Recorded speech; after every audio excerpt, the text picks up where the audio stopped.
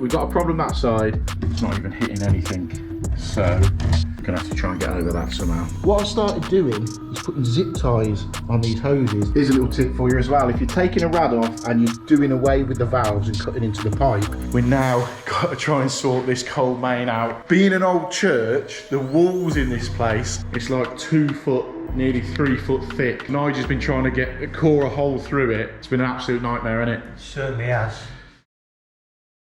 We are on a job today that is logistically a bit of a nightmare. 3 stories up, it's in the middle of an office block with people working downstairs, and we've got to connect into the heating system and the water system without too much disruption. Now there's a few ways that we can do this, so let me quickly talk you through exactly what we've got to do, and we've got a little bit of a problem with the water side of it. So I'm not sure how we're going to do that yet, but there is always a solution somewhere. This radiator here has got to be moved from this wall over to that wall.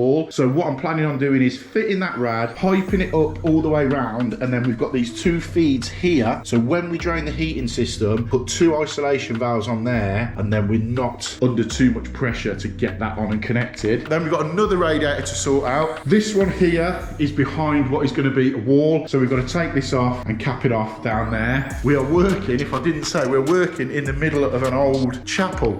The windows in this place are unreal, and you've got 2 other chapel windows inside there. So yeah, the place we're working is really nice. Also, once that's done, that wall is going on there, and they want a coffee machine, but this coffee machine has got a cold water feed to it. There's no cold water this side of the stairwell, so we've got to take it from inside here, somehow get it over there, get it to here. So we've got a few little jobs to do. 2 of them are fairly straightforward. The water one could be a bit of a pain, and then obviously connecting into the heating system, that could be a little bit awkward as well, but I'm sure there's a solution to it. So let's crack on with it, and first of all, we're going to get this rad hung.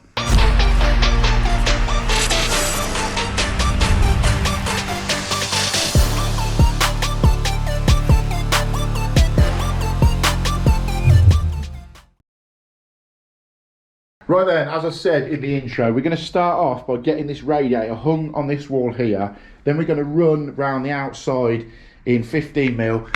This one is going to be in press fit. The reason being is there's smoke alarms in this building, heat alarms in this building, and this is where press fit comes into its own, to be honest. No hot works, there's not going to be any disruption anywhere. So we're going to run the pipework around the outside here, surface, and then what I said we're going to do is put 2 full bore isolation valves here. Then we can connect into that and not be sort of governed by getting the heating system on. As soon as we dropped it, get them isolation valves on, fill this system back up. I'll take you down in a minute, show you where the boiler is, because it's a 3-story building, boiler's in the middle. Hopefully we can drain it on the 2nd floor. This is the top floor. Hopefully we can drain it on the 2nd floor to take the pressure off these while we connect onto there. But this right here has got to come off, and they're just completely doing away with that one. So that's that. But I'll take you down. The boiler is on the 2nd floor. So lucky we're on a combi system, so we can drop the top half of it off. And these rads here, I've got drain offs on, so I'll get it drained to here. That other rad is literally above us here, so we should be able to drop that and connect onto it. So we're starting to fit this radiator now. What I always do, as everyone will do, is center it from here, which is bang on in the middle of there. Center the rad. We've marked where the brackets are going to go. We've got the end plugs put in, and then what I always do is make up them and put them in when it's fixed to the wall. It just makes it a little bit easier. So we'll get this hung, and I'm going to hang it a little bit higher than I normally would. Probably the bottom of it is going to be, I don't know, 7 or 8 inches off the floor, just so we've got enough room for the pipe work to go around the outside.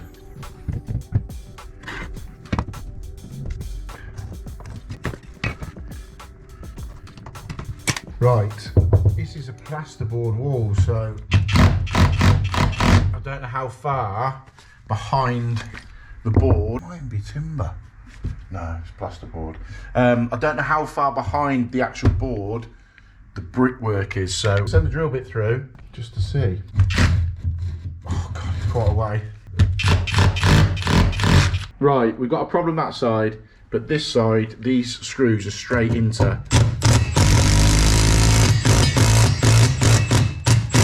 timber, so we're good as gold this side.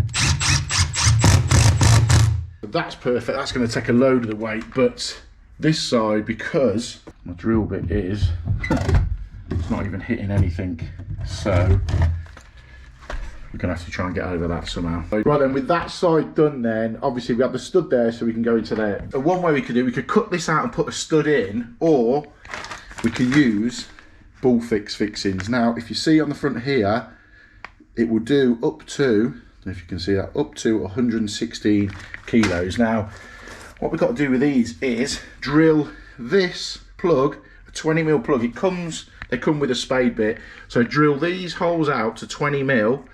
This is the bit that always worries me though, because if you get this wrong, you've got 20mm holes in the wall and you can't really go back from it. But drill two 20mm holes like that and like that. So that bit sits into the wall, into your 20mm hole. Then this bit pushes in, and as you push it in, the tails at the back clamp onto the back of the plasterboard, and then you can just screw into there, and then it will fix and it will hold 116 kilos. So it says on the packet. I mean, that one's massively secured. With that in that side, it should be good as gold. We can only try it. But before we crack on with that, what I'm gonna do is grab myself some breakfast. Now, after the break at Christmas, and we've all been binging on chocolates and turkey, just grazing on rubbish food for the whole time, I'm trying to look after myself a little bit. So what I'm gonna do is grab myself, as always, and they sponsored this video as well, a Y Food. Now, Y Food is a meal replacement. It's not a protein drink, it's not a diet drink, it's a meal replacement. So it's basically giving me the breakfast that I missed this morning, and this one is cold brew coffee. So I'm killing two birds with one stone. I've got my coffee here and a meal replacement. It'll keep you full 3 to 5 hours. 26 vitamins and minerals, 34 grams of protein. It's lactose free, gluten free, no added sugar, and they are full of fibre. And the good thing with it as well is it comes in so many different flavours. They sent out this tester pack. It comes with 5 different flavours. Obviously I've got the coffee one there. We've got smooth vanilla, classic choco, fresh berry, happy banana. Now these are perfect for when you're on the go, especially like this with 3 stories up. I don't want to move my van outside to go and get something at lunchtime to eat. So Y Food is the perfect solution to that. Now the team at Y Food have given me a discount code. I'll run it along the bottom here. I'll also add it into the description. So go and grab yourself a Y Food taster pack. I'm going to get this down me before I start drilling this hole out, because I know it's going to properly stress me out. So we've got our coffee and our breakfast all in one. As I said, hit the link in the description, grab yourself a taster pack. Let's crack on with this and hopefully, touch wood, get it sorted and get this rad hung on this bracket. So then with our 20mm drill bit, let's drill. Like so. Pop that on, they push in really tight, and the same with the top one. That goes in like so.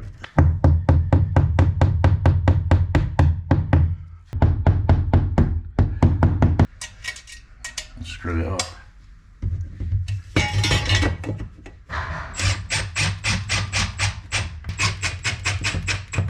There we go. To be honest, that feels really solid. Get the rad on, see if that bracket is going to support the weight of this rad. I'm sure it will, because it feels absolutely solid. There we go, sorted. Check its level. Perfect. That's it, solid. Impressed with that. All fixings. Up to 116 kilo. Job done.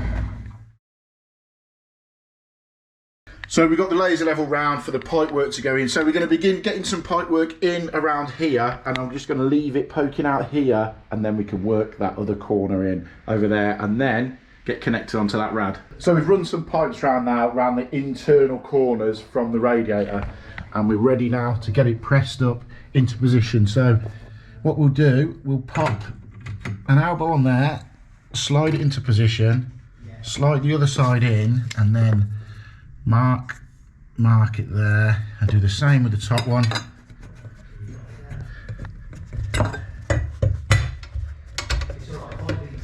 Pop that there, slide that side in there, and then mark it, and then what we'll do, we take it apart now, put some crosses on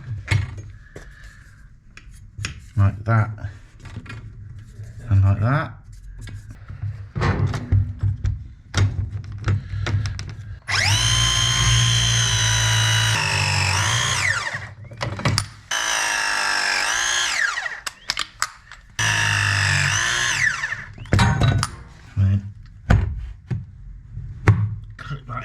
like so. And that's that corner done. We can connect on here now with our elbows, and the same the other side. So we start off as normal, piping up a radiator. Get the pipe work exactly where you want it, mark it, and then cut it to where the elbows are going to line up to go into the valve perfectly. Get some paste on the fittings. I think it's jet blue paste that I use. I always tighten up that valve into position, not massively tight at the moment, but just enough to hold it into place. Then we'll get a press gun on there, get these fittings pressed into place, fits nicely just underneath there. And then the same, the other side, get it all pressed together. Then with the rad done, we'll move over to get those two elbows to take us round that corner and head over where we're going to connect onto the heating system. So then we've got the pipe work for this rad now running all the way around the outside, and what I've done, I've left these two pipes. They're pressed at the left hand side, but I've left them loose this side because what we're going to do now is drain the heating, the top half of the heating, and connect these pipes onto here. Then we've also got that other rad over in the corner to cap off just here. That one's coming out. I'm just going to pop two caps on there. But before we do that, we've got to drain the top half of this heating system. So we're going to go down one floor to where the boiler is and see if we can connect onto a rad. We've got a drain off on it, connect onto that, and then see if we can take the top half of that system off. Got our hose, so I'm going to connect onto the drain off here. There's a toilet there with a shower, so it's fairly low, and then hopefully it will take the top half of that system, drop it down enough for us to connect onto it. What I've started doing is putting zip ties on these hoses. They just seem to clamp round a lot better than Jubilee clips. Jubilee clips tend to cut into the hose. We'll put this, there's a little toilet area through here with a shower. So we'll poke the end of that hose in there and we'll get it draining down. So the boiler's here. We'll turn the boiler off so that no one can actually override it and turn the heating on, and obviously the pressure will drop. Now the thing with these Worcesters is when you turn them back on, they go into like a modulated mode for 20 minutes or so, which is an absolute pain, but it's got to be done. So that off, let's open up the drain off and hopefully start running through. Yes, straight away, perfect.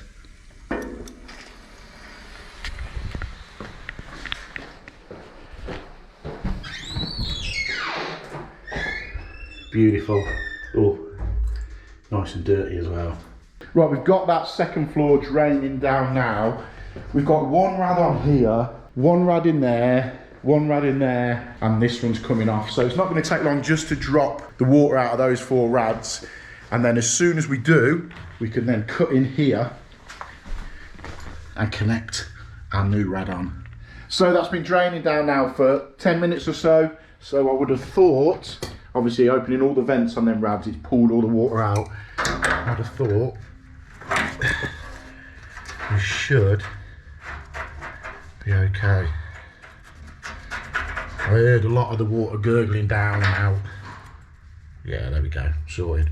So we know now that rad's completely empty, so I disconnected that other end and get this cut off, move the rad out of the way, and we can work on connecting into these two pipes here.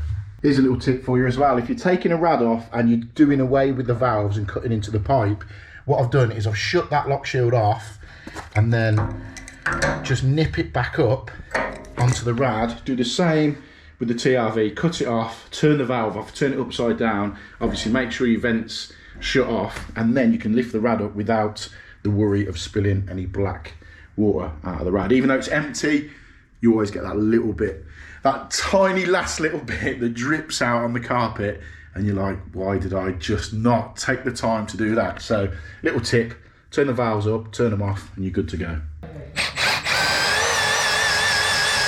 So now we've got the paint off the top of these pipes. We can put, what I'm going to do is just press fit this coupler on low down, and then it gives us a point to work from.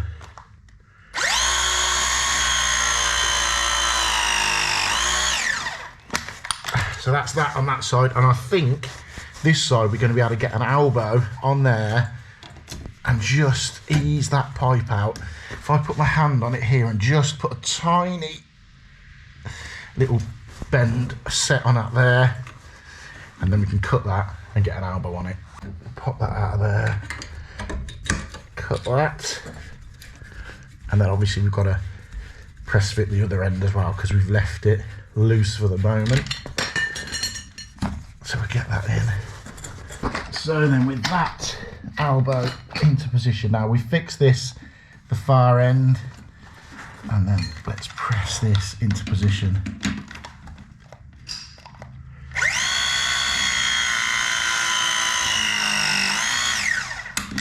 That one, and then just here.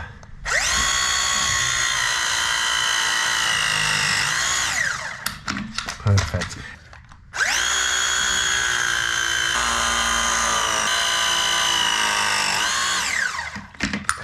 So the unit's going on here? Yeah. How is it? Yeah. Perfect. So this rad now, as well as the one that we've just finished doing, is redundant. I was going to cap it off there, but I spoke to Nigel and he said there's units going in here, so it'd look better with two pipes going in as if it was going to feed something rather than just capped off there. Plus, I'm going to put them on 2 isolation valves here, and then if ever there's a reason that they need to connect back on, it's there. So we'll get these 2 fittings put on. So with the rads done upstairs now, let's get the drain off, shut off, like so. And then we've got Nigel upstairs who's going to vent the rads as we top the pressure up on this Worcester. It is just a case of pulling that lever like that, and it will begin filling the system back up. So we'll get it all up to pressure. Nigel's up there venting it, and then we can get it turned on and get some heat into that new rad. So with the heating now back on, we're getting a tiny little bit of heat working its way through there. It's going to take a while to get back around the system because we've put fresh water in that 2nd floor and 3rd floor, so it'll take a while. But while we're waiting for that to circulate through, we now got to try and sort this cold main out for this coffee machine. Now, I haven't really gone into this, so let me explain it to you. There's a coffee machine going here that needs a cold feed bringing over to it. Now, being an old church, the walls in this place are, as you can see, that's one side of the wall, that's the other side of the wall. So if I stand here, it's like 2 foot, nearly 3 foot thick. And it Nigel's been trying to core a hole through it. It's been an absolute nightmare, hasn't it? It certainly has. So the only way that we can sort of do it is bringing the pipework down here and cold feed out, not an issue. We can go up into this cupboard. We've got a hole going through just there. So we're coming out in this hallway just here. So we're gonna have to come out, obviously we've got to sleeve it and everything, come out, round the wall here, back through there, through our 2.5 foot wide wall. We're coming out there, we're gonna go up into this ceiling void, across, through there, poke out there, and then that's the easy bit, connecting onto the cold there with an isolation valve. So yeah, the water is going to be literally dizzy by the time it comes out because it's got to go up, down, across, up, round. But that is the only way of doing it. We've looked at loads of different options. We even looked about getting up into the roof space, but that's an absolute no-go because yeah, it's just an absolute nightmare. So right, where'd you start? Where'd you start on something like that, Nigel? I think what we're going to do is Nigel's put a draw cord here on the end of the pipe, as you can see. So you're going to tape that up as well? Yeah, you got any tape? There might be a bit, I think there's a bit clipped on the side of my bag. Yeah, that's it, some blue electrical tape. So, yeah, see why it's just pulled off. Yeah. So we're going to pull that plastic through there. So it's going to be a mixture, I think, of plastic through here, across, maybe some copper out there, but we're probably thinking we're going to box it in. Basically, however we can get it across is what we've got to do. So let's start by trying to get a bit of pipe down there and just making a start, basically. So we've got Nigel's little draw cord here. He's taped it up the top, ain't you, Nigel? Yeah. So if we pull it, if I put that there, we begin just pulling it ever so gently. I just caught on something. A few moments later. Yeah, I've got it. Right, you got it there? Yeah. So Nigel's got it down there. You got it that end, Nigel? Yeah, got it my end. Can you see it? Yeah. Yeah, there you go. It's poking out there and we've got that little bit there. So, we don't want to drop that end. We don't want to drop that end in. Put it back, that's it, just actually. Yeah, is that alright? Yeah. Right, I'm going to get a clip or something on that just to hold it in place, and then we can work from that end and then start doing what we need to do here to get it out of there. So we've got our cold feed pipe running up through the top there, poking out the bottom here. What we're going to do is connect on. We've shut that off on that baller fix there. We're going to come up, put a T, run across here with the feed, and then pick up the basin again off the other side. So first of all, we're going to run a level round, get some pipe in, we can run across the top, down, and connect onto that cold feed there, and then off that cold main over there. Let's come off that.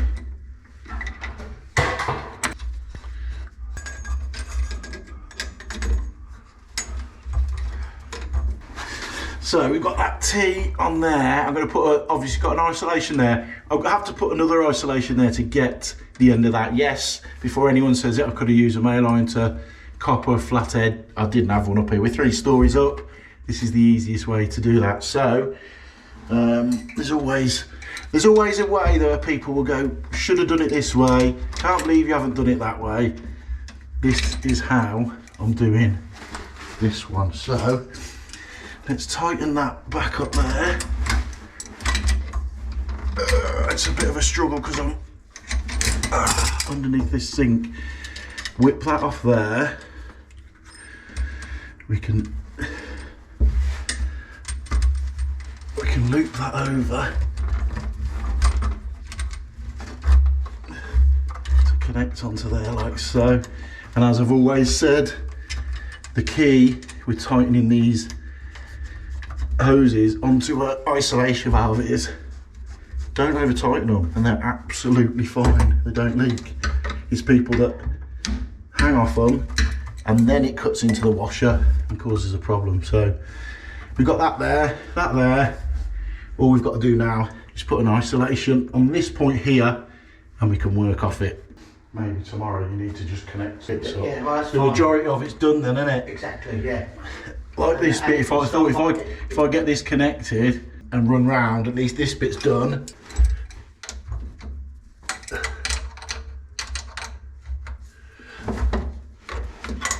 Our biggest problem is getting this one through the wall here.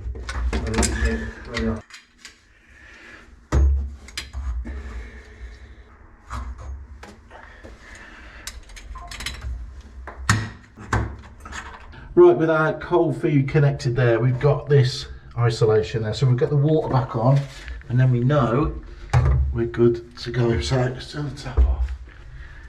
That's off. Get that on. There we go. Sorted. So we're up to here. I've run this bit of copper round, compress fit our elbow on there, come across, drop down to pick up that. As I've said before, the reason we're using press fit on this job is being an office block, we don't want to end up clearing the building by setting the alarms off. So no hot works, we'll do it in press fit. It's where it comes into its own. So run this round here, connect onto this pipe here, and then we're up there. So that pipe work now is running round, down, and connected on that. We're going to put that board back on there, fill that, so that'll all be sealed in. So we've connected onto this plastic now. Coming through here, we're going to get some clips on that shortly. Connect onto a coupler, and then 2 press fit elbows. With sleeve through the wall here, decorators are coming, they'll make that good, so we can get the tiles back in, get that covered up, and then it's going to be the tricky bit out in that hallway. So we're out in the hallway, we've come through the wall here, obviously sleeve this side, 245s, we're going to run across, elbow in this corner, and then elbow up. We've gone on a very slight angle just to get the height of the pipe work to go into that other room. So once we're through here, we're on the home leg then. So we've got that 45 pipe along there. As I said, we've got that elbow in position now, and then that one, I've pressed that fit in already into place, and then it might look ever so slight. There we go, that's how it's going to sit. Thought I got it level, so that's perfectly level now. We'll get all that pressed up into position, and and then we can get in next door. So we've now got to bring that water feed out exactly where it's got to go, centre of here, to feed the coffee machine that's going to go there. Got a bit of sleeving coming through there. We've brought our copper through round the back and it's dropping down there. We're going to get some clips on that because it's quite far away from the wall. It's just the way that this was here. I didn't want to climb too far into there and put all my weight on here. So we're going to get some clips on there tomorrow. Nigel's going to do that. So all we've got to do now is drop down here and get it poked out. Then we can get a cap on the end of it, turn it on and make sure all this pipe work is good as gold. So let's get this last bit done and then we can get it tested. Right, that's it. Pipe work in, cap end on, up there, into the top there. All we've got to do now is turn the water on and make sure it's all alright. Before I go, before the end of the video, big shout out to Y-Food.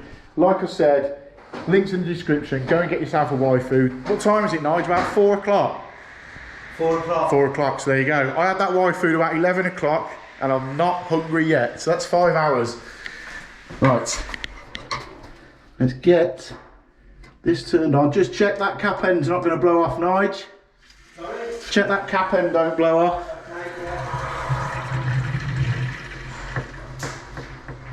There we go, water's on, all the way there, across the top. We've got a drip here on the fittings. Have we? Yes, me leaning on it. Oh, comedian, Nigel's still here. There we go, all pressurised, up to the end there. All they've got to do now, when they come to fit, well, to be honest, I'll probably get a call to come out and put a non-return valve on and an isolation valve. So that's all that done. As I said, big shout out to Y-Food for sponsoring this video. Links in the description. If you haven't already, hit the subscribe button, drop me a comment, and I'll catch you on the next one.